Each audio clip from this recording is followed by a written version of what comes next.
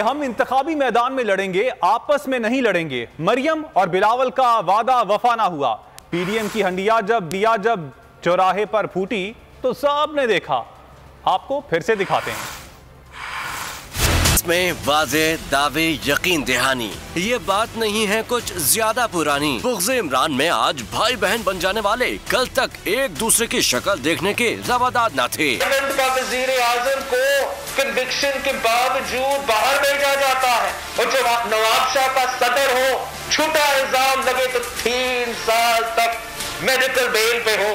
कायदे हिज़्ब इख्तिलाफ पंजाब से हो तो बेल मिले, कायदे हिज़्ब इख्तिलाफ सफर का हो तो पिंग पोंग की तरह कभी नाब कोर्ट, कभी हाई कोर्ट, कभी सुप्रीम कोर्ट, फिर वापस हाई कोर्ट। सिर्फ बिलावल ही नहीं, यूसुफ रजा गिलानी के सेनेट में कायदे हिज़्ब इख्तिलाफ बनने के बाद मरियम नवाज भी जियाली क़यादत पर खूब गरजी। बात का अफसोस है कि आपने एक छोटे से ओहदे के लिए बहुत बड़ा नुकसान पहुंचाया है। कि आपने बाप से वोट ले लिए और वो वाले बाप से वोट ले लिए जो अपने बाप की इजाजत के बगैर किसी का साथ नहीं देता। मैं नून लीग के दोस्तों को रिक्वेस्ट करूंगा कि जरा सा पानी पी ले, लंबे लंबे सांस ले, हौसला रखे। पहली दफा देखा है कि लीडर ऑफ द ऑपोजिशन जो है वो हुकूमती अरकान, सरकारी अरकान से मिलके बन रहा है। इस तरीके से खान साहब का रिएक्शन था जब गिलानी साहब नेशनल असेंबली से जीते, वैसे ही नून लीग का रिएक्शन होता। और तो और मरियम नवाज ने तो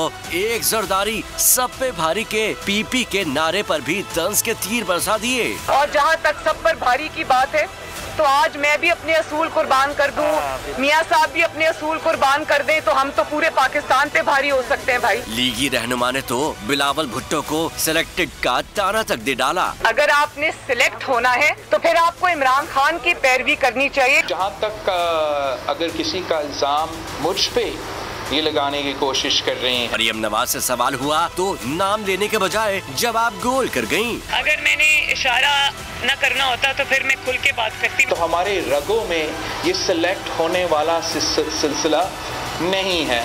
लाहौर से कोई दूसरा सियासी खानदान है जिसमें ये माजी उनका तो रहा है। भाई बहन से शुरू होने वाले रिश्ते में अभी तो सब अच्छा है, मगर क्या ये बाद में भी अच्छा रहेगा, ये तो आने वाला वक्त ही बताएगा।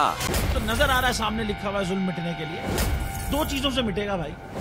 एक, अदल की कुर्सी पे जो लोग बैठते हैं ना, वो अदल के हिसाब से फैसले करने लगे। दूसरा, कौम निकल खड़ी उस जुल्म के खिलाफ, तो जुल्म खत्म हो जाएगा। या इन दोनों में से कोई एक चीज हो जाए या दोनों हो जाए। अगर 420 का मुकदमा था, उस वक्त अदलिया में जो लोग बैठे हुए केस देख रहे थे वो पूछते ना यार चीट हुआ कौन है।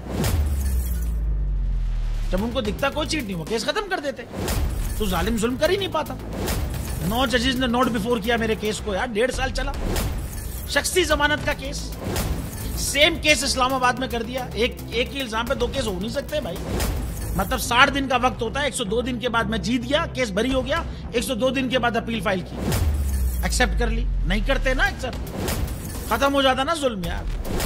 भरी अदालत में मुझे बरी कर दिया, फिर पता नहीं क्या हुआ 2.5 घंटे बाद का नोट बिफोर।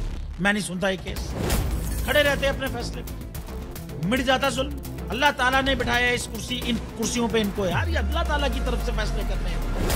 तो या तो ये फैसले आएंगे, जुल्म मिट जाएगा, या कौम खड़ी हो जाएगी जुल्म के खिलाफ।